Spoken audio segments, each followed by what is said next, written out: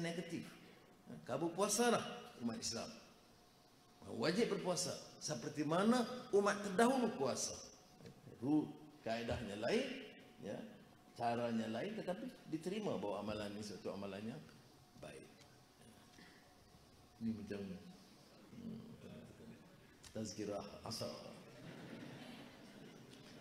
Tapi kita mana manfaatkan ini, sebab tu saya katakan amalan puasa ini amalan kerohanian.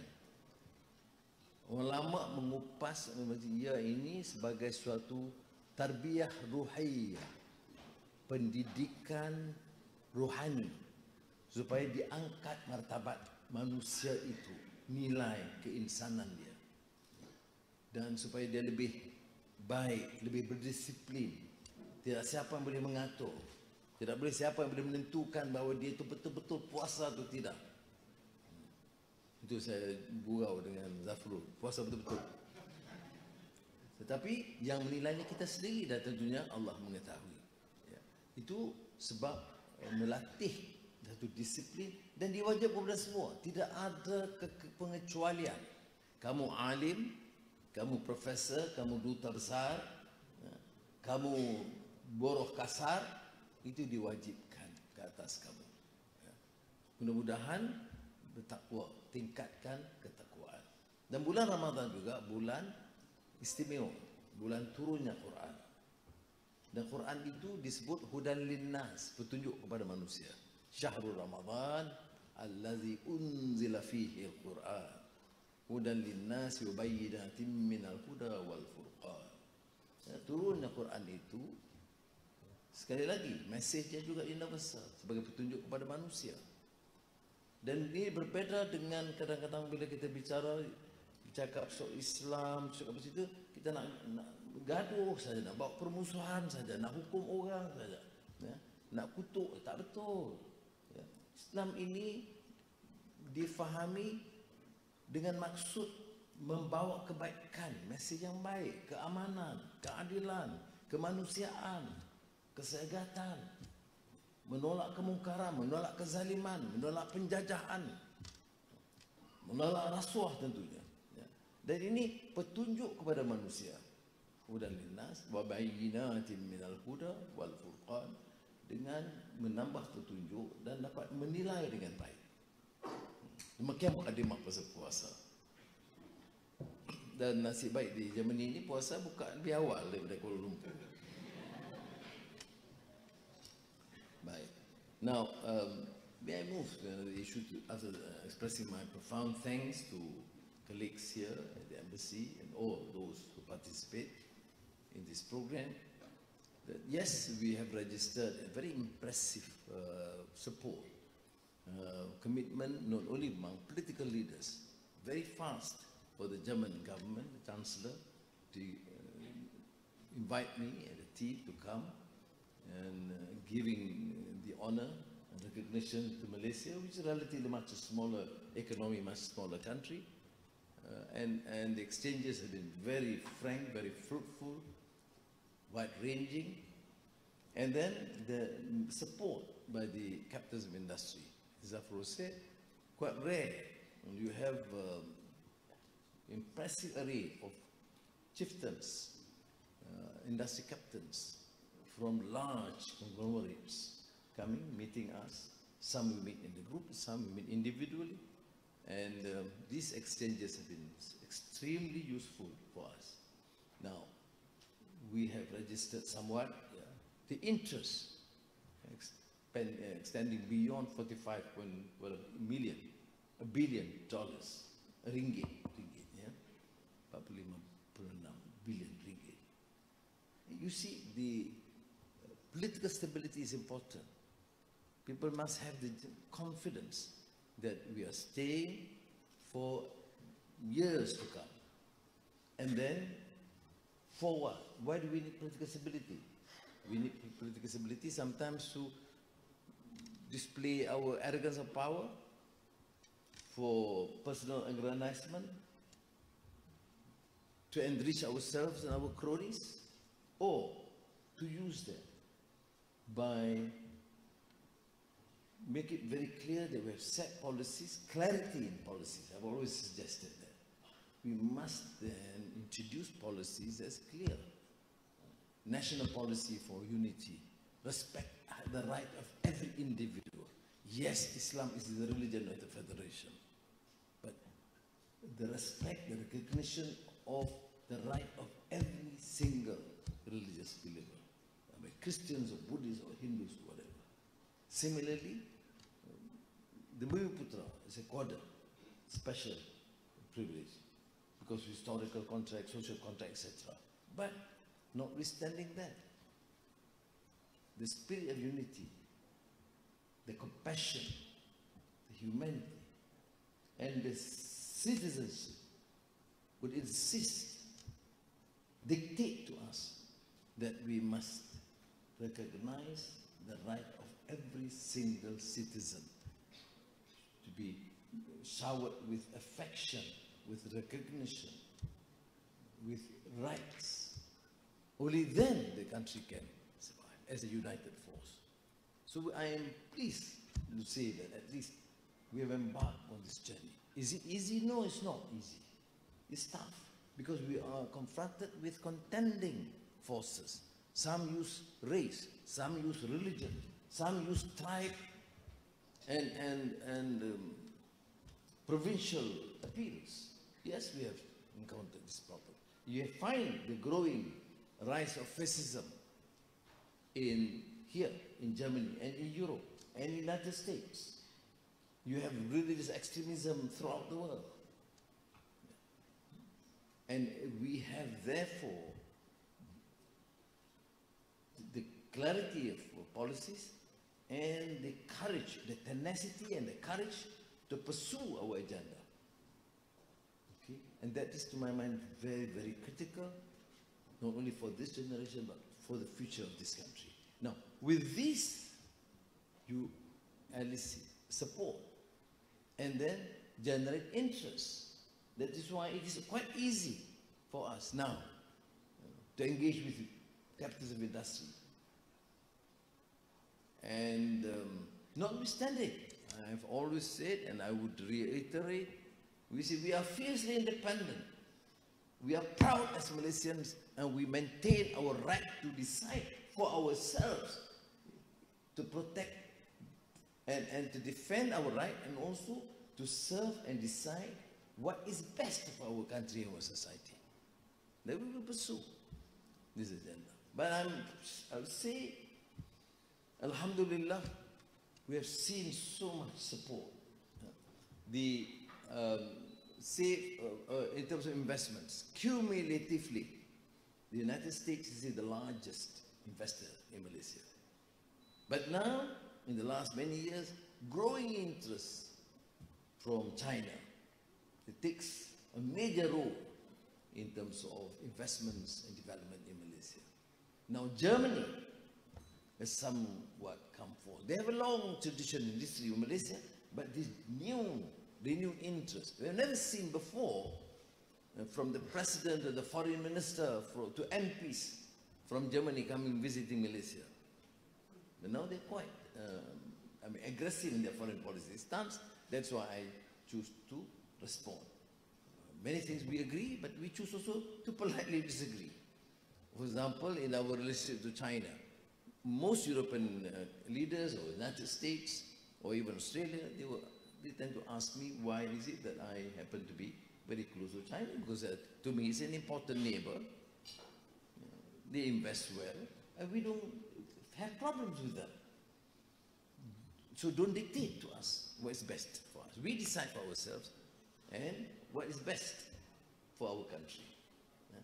On the issue of Gaza, of course, I will thank Chancellor Scholz because of the latest position calling for ceasefire, immediate ceasefire, and increased humanitarian assistance. But you know, when they come to questions, they always say 7th October Hamas, 7th October Hamas. So I had to state my stand on behalf of the Malaysian people that not one day or one incident should be considered, because the issue of Palestine well encapsulated in these writings of Edward Said, the great political scientist,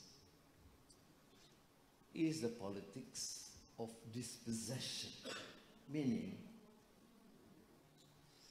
since 47-48 Nakba, when so many prisoners were chased out from their land, and they continue to grab in the issue of settlements. Land is plundered, women killed, babies, and continues almost on a daily basis. You don't expect, therefore, for citizens, people not to respond. That is a problem. Okay, we can condemn any sort of violence, but do not erase the 60 years of history. So, people also say, Anwar, we don't be too strong to defend these issues because some leaders do not like it. And I say, I represent my people. I'm a proud Malaysian. I want to represent Malaysia and serve what is best for Malaysia. And Malaysia must remain an independent nation. Pragmatic, yes. We may have slight differences with Chancellor, but there are so many things in common.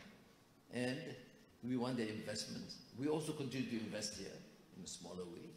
And we benefit immensely from their education, their technological know-how. And in a series of discussions, we said, yes, we should do more. And to follow up the appeal by my colleagues just now, make full use of your stay here.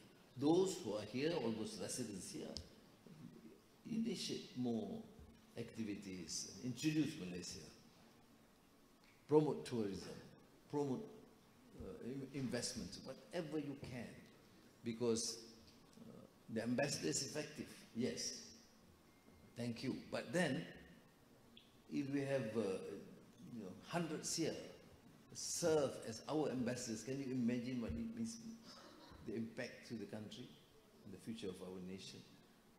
For students, I must appeal to you, do your best, excel in your studies, remain committed to a cause, and in our exchanges with many of the captains of industry, they said, okay, good discipline, good workforce, but sometimes we lack that additional need. We have good engineers, but sometimes in the top level, we still lack them. So if some of you need to pursue, to continue, we will of course encourage, and even if you choose to have initial exposure in some additional training, it is important. TVET is one level, of course, but most responses and suggestions have alluded to the fact that we need to further excel in all fields of disciplines, particularly in technology, in IT, in digital transformation that we have to embark upon very aggressively. So, I will end at that. Terima kasih banyak kepada Duta Besar Wanita ni, dia agresif sikit. Dan tapi saya ucap terima kasih kerana perjalanan tugas yang besar, amanah untuk menjaga negara kita. Kita dah rugi sedikit beberapa lama, sekarang ada kesempatan untuk Malaysia bergerak semula. Saya bangga sebagai anak Malaysia, saya betul-betul juga bila kita dapat pengiktirafan, kita dapat sambutan dan sambutan pelaburan yang besar. Kerana dengan cara ini sahaja kita boleh angkat martabat negara kita. Dengan cara ini sahaja kita boleh tingkat mutu hidup dan menentukan masa depan Malaysia yang lebih gemilang. Terima kasih. Wassalamualaikum warahmatullahi wabarakatuh.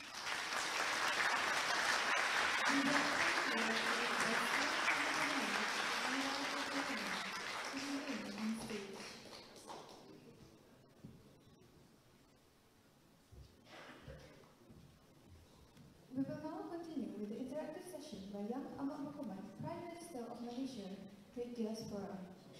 Guests with questions questions may raise their hand and we will call upon you. Please state your name. When called upon, as a mini introduction for yourself. And please keep your questions short and precise. Assalamualaikum. And we have a question. We have only one hand there. Sila. Kemudian. Okay. So, boleh dengar ke? Okey, nama saya Mesra di Jerman.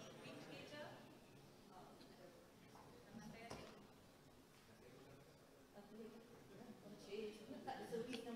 Halo, nama saya Mesra di Jerman. Saya Presiden Global Bersih, sebuah organisasi yang mempertabatkan proses pengundian luar negara. Izinkan saya untuk bercakap dalam bahasa Inggeris. Just a little bit of background. Semasa PRU ke-13, lebih kurang 7,900 rakyat Malaysia telah mengundi dari luar negara, berdaftar sebagai pengundi luar negara. Semasa PRU 15, 48,000 pengundi pos luar negara telah berdaftar sebagai pengundi. Ini menunjukkan satu pelonjakan 603%.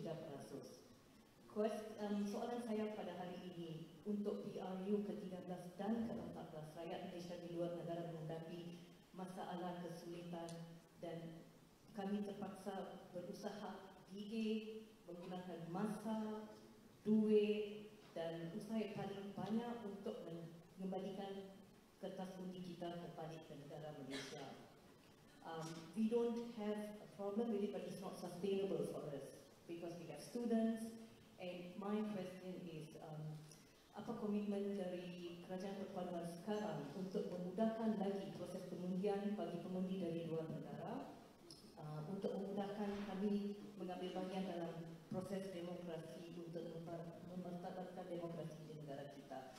Soalan kedua, soalan paling mudah, kita sebagai rakyat Malaysia di luar negara kadang-kadang kami tidak pasti apa peranan yang perlu kami mainkan untuk pembangunan negara, untuk memastikan jadi peranan kami akan membawa satu perubahan untuk satu Malaysia Madani di Malaysia. Terima kasih.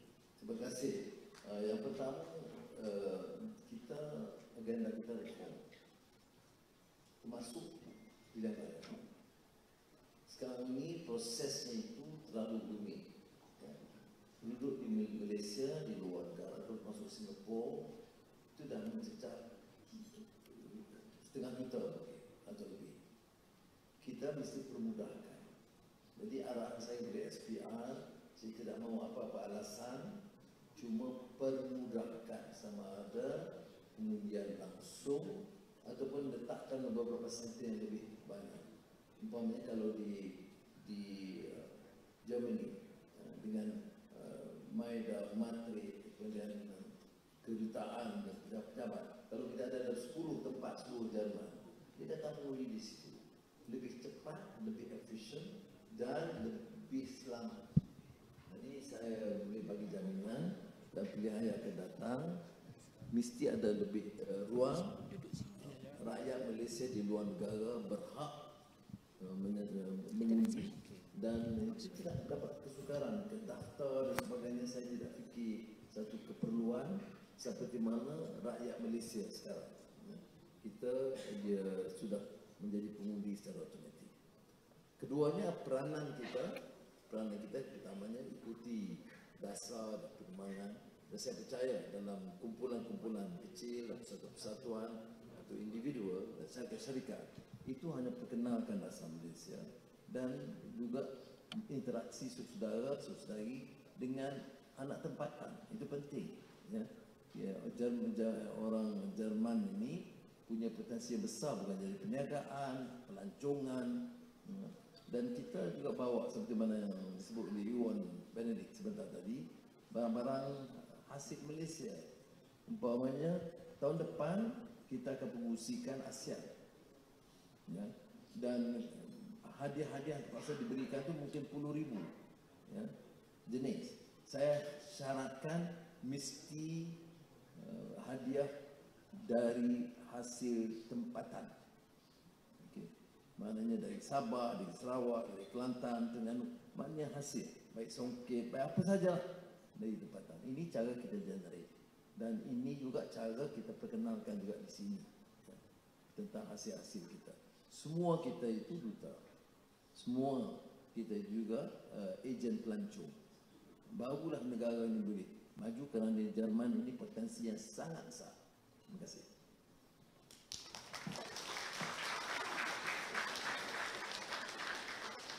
Thank you. Can I have from this side of the room? Maybe you have a question? Oh, I will. Please, I will. Introduce yourself. Thank you. Assalamualaikum. Nama saya Arif Ahmad Shah. Saya advisor kepada Malaysian German Student Society. Saya tanya soalan dalam bahasa Inggeris.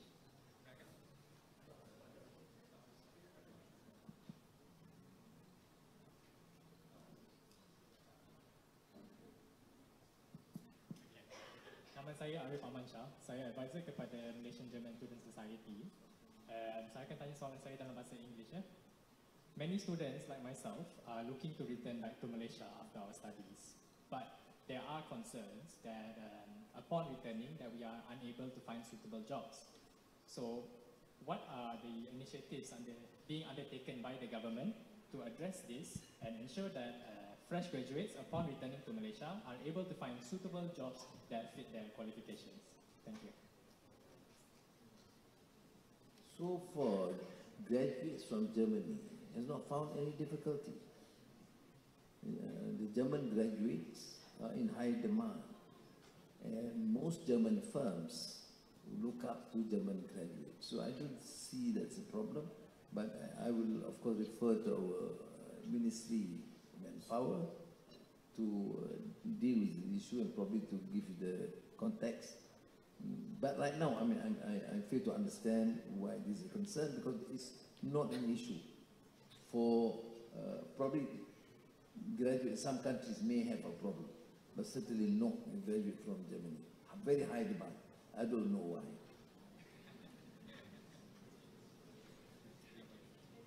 Okay. Please introduce yourself. Hello. Hello. Okay. Assalamualaikum and willkommen in Deutschland. Welcome to Germany. My name is Ronan. I'm an engineering student, but I'm also interested in education. So, I've noticed in your previous talks you referenced T.S. Eliot a lot and his distinction between wisdom and education. And the Malaysian Education Blueprint highlights the need for leadership skills. However, young people are growing up in a stressful world. The pandemic has shown an erosion of essential human skills.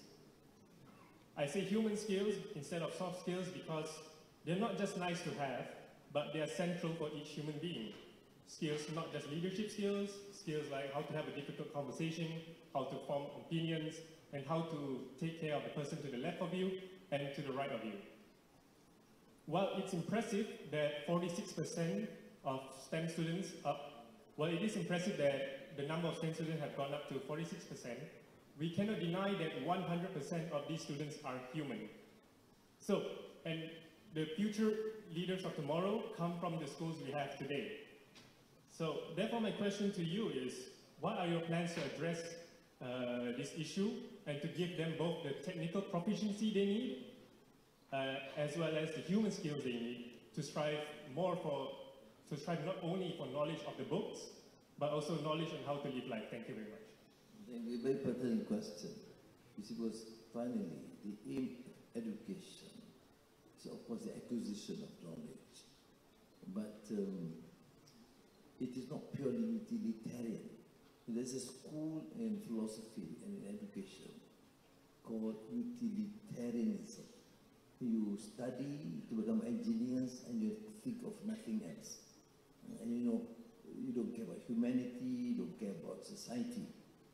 There is a recent work by a very renowned ex-dean of Harvard. Excellence without a soul. Harry Lewis, yes. Excellence without a soul. A devastating critique of Harvard. No one can question the fact that Harvard is a center of excellence in virtually all fields and disciplines. biggest critique is that, yes, you have excellence, but you don't have a soul. Just outside the campus, you have racial discrimination, you have abject poverty. It's not of a concern to the students. So there is something lacking in the education system.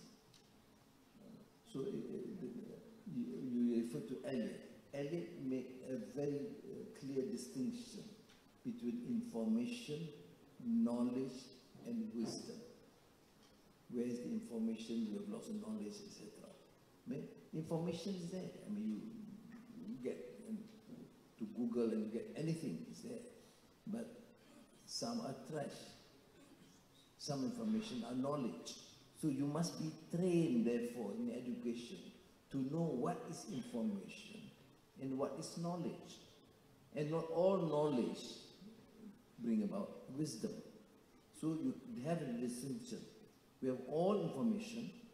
The second category is knowledge, and the final one is wisdom. And wisdom comes because you create that understanding where you have values, you know what is right and wrong.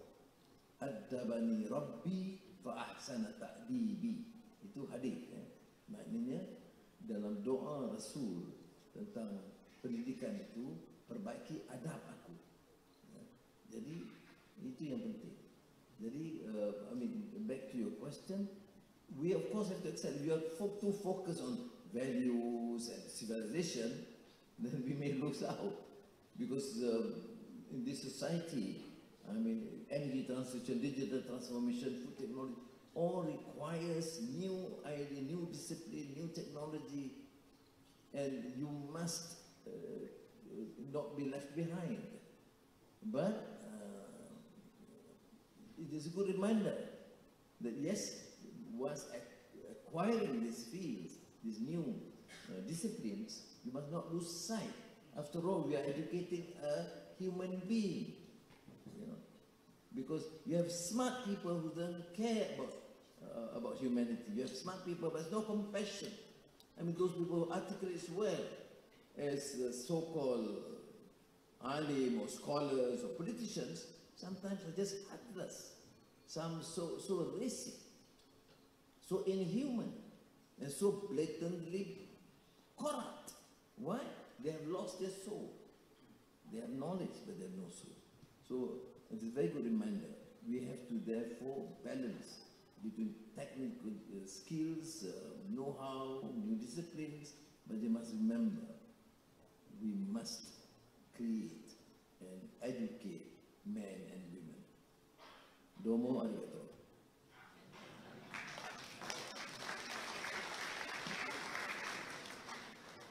Okay, you are the next. The Honorable Prime Minister Anwar, we're very proud to have you in Germany, and I also first want to thank your excellent team under the ambassador. Has been a huge help in our new investments that we are doing in Malaysia, including Metrade, and MITI and MIDA.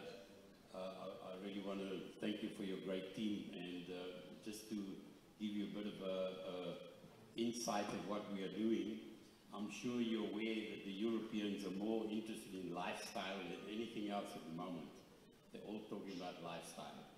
So we're bringing the new business of recreational vehicles into Malaysia. That's caravans, motorhomes, and we have one of the biggest investors that we spoke to today, Knaus Stubbert. They're coming in with a huge investment, and they're going to be building a factory to distribute caravans and motorhomes through the whole RCEP region, expecting this to be a business of over 100 billion euro within 10 years, a long distance for us to look at. Well, I sent you to MIDA chief who's here, which you can explain in detail. Yes, we've spoken to him about that. And I just wanted to especially ask you, how could your department help to get into Malaysia, throughout Malaysia as well, and with the life lifestyle of setting up campsites and things like that, because when these tourists come from Germany, for example, they're going to bring a huge amount of foreign currency and also exporting from I will assign immediately, the ministers here, we will assign immediately after dinner. We can talk to them and work out the details. Okay. Right? Great. Thank you. Right.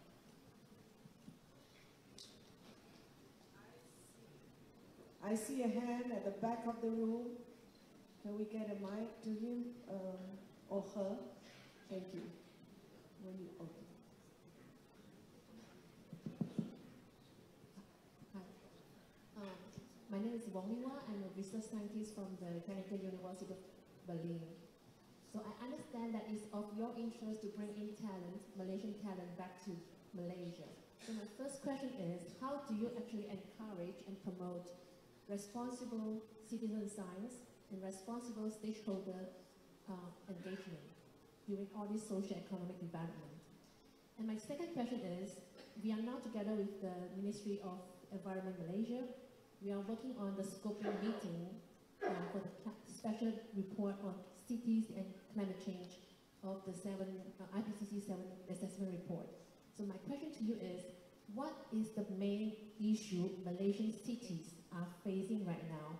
And during all this socio-economic development, have you thought about how to mitigate urban-rural polarization? Because we want to bring out cities, but at the same time, we should not forget villages.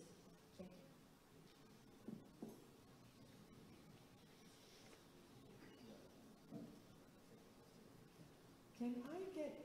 Can I get your first question again? It was not so clear. We got the second question, but the first, maybe you can repeat? Thank you. Sure. So when is your ambition to bring back all the Malaysian talents to Malaysia for all the development? Okay. So how do you encourage responsible citizen science and responsible stakeholder engagement? Well,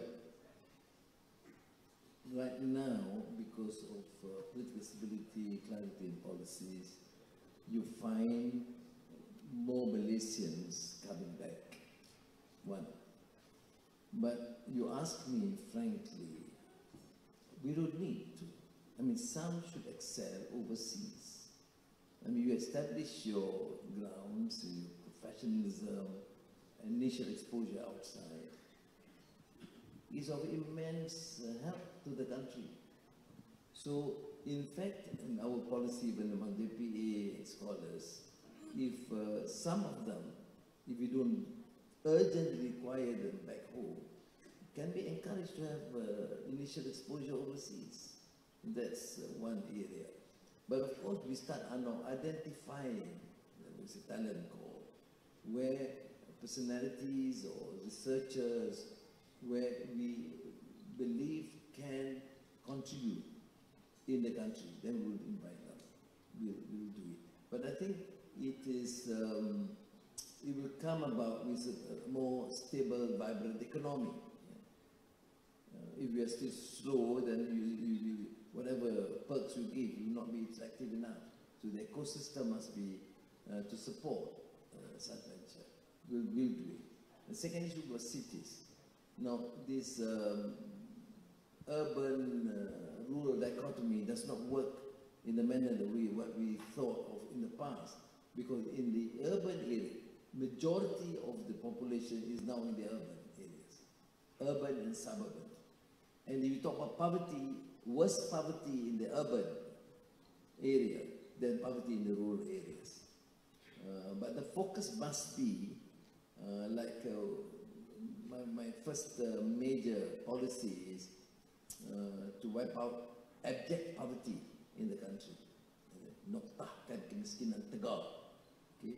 And that covers both rural, including rural heartland of Sabah, Sarawak, and the rural areas in Semenanjung, and urban poor. You'll be surprised that the number, in terms of numbers of poverty, those poverty-stricken areas affect mostly urban areas.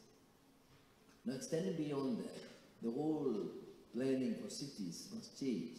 You know, in the first year I was handling Kuala Lumpur just to get a good understanding. They realize why you have this so close division dichotomy between the very rich elites and the poor. Why is there no concentration to help out? First, the poverty. Secondly, housing. Third, even the restaurants. Nobody cares.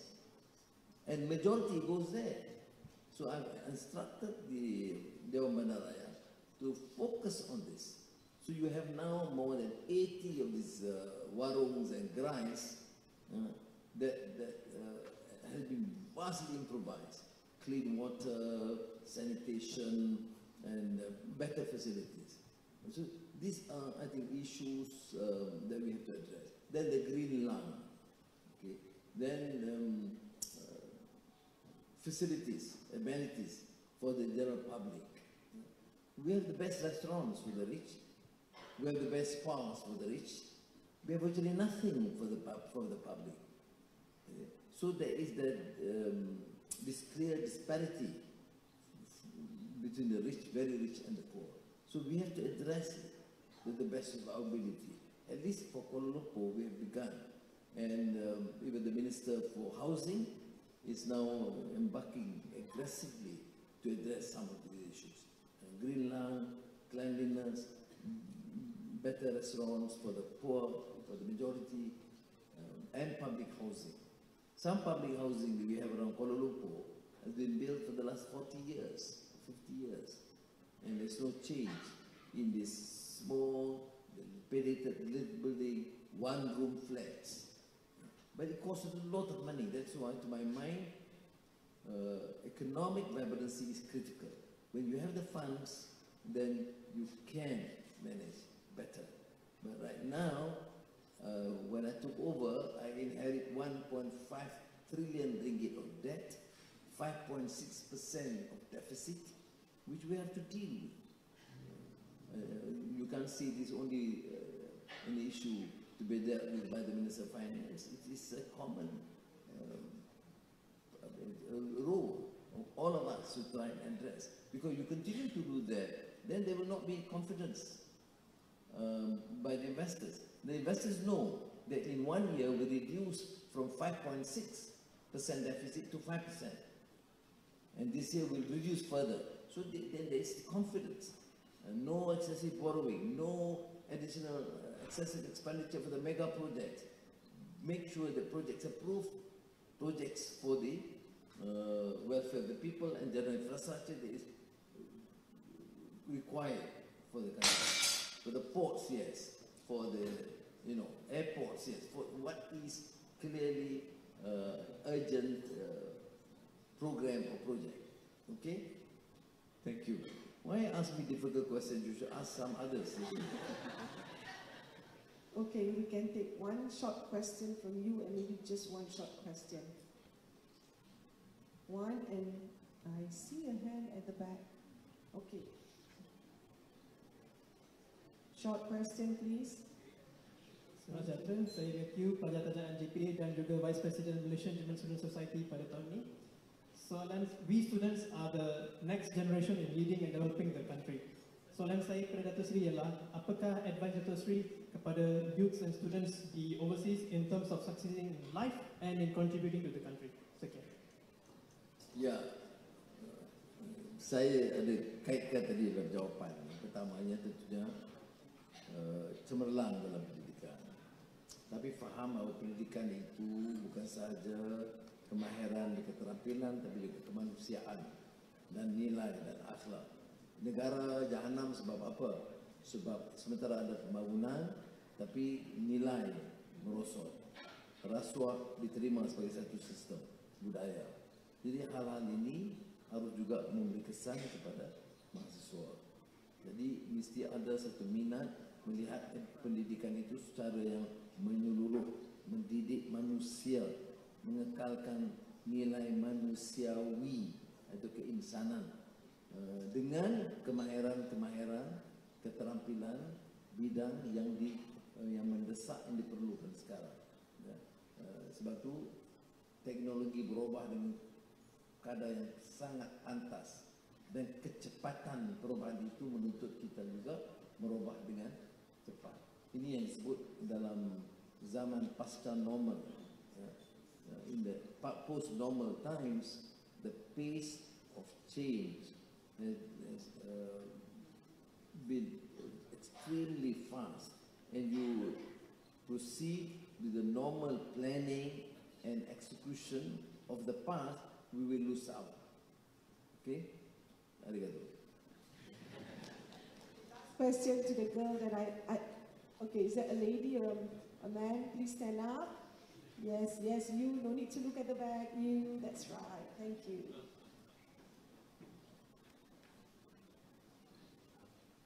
Someone holds for me. A very good evening, selamat petang, Datuk Seri and Datin Adina. My name is Dwi. I'm part of the Malaysia Club Berlin, and I'm very proud to be, saya bangga bergelar anak Malaysia. But one issue that's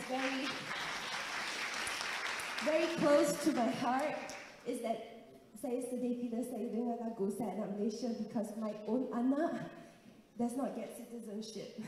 So this is a hotly debated issue, and I think it is, of course, not fair that Malaysian citizens, this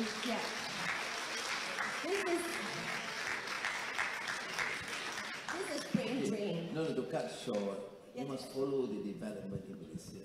Yes, I know. Your question is now overtaken by events. We have announced that we are tabling the motion next week, most likely, because the issue is the parent.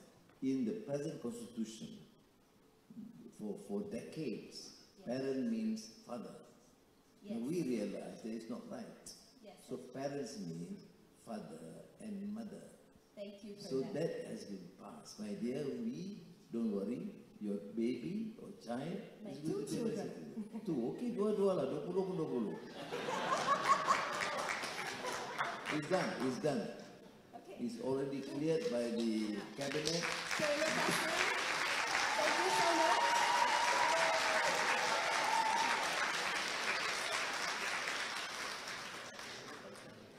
Okay, thank you so much. Good to know that we have good news and we don't have to feel so sad anymore. So Datuk Seri has given you a wonderful answer. Right. So that sums up our session for this evening on the interactive session. I think we've got about 7 questions. Just to sum it up, a question on from Global Bursay, from RA, from working back home. There's question on the aim of education, question on even the RV and the global camping lifestyle, question on how to become a better person, and finally the question that I think is a $64,000 question when we are abroad. Thank you for that answer. And I think what we can see, the underlying tone of the session today is, I feel that Datuk Seri has given us this message to always strive for excellence. Strive towards excellence, especially you students here, please remember that. And I think, and make excellence a soulful journey, and may we get or attain wisdom in that journey, especially in this time of chaos and conflict. And on that note, we end the interactive session. Thank you very much for your attention.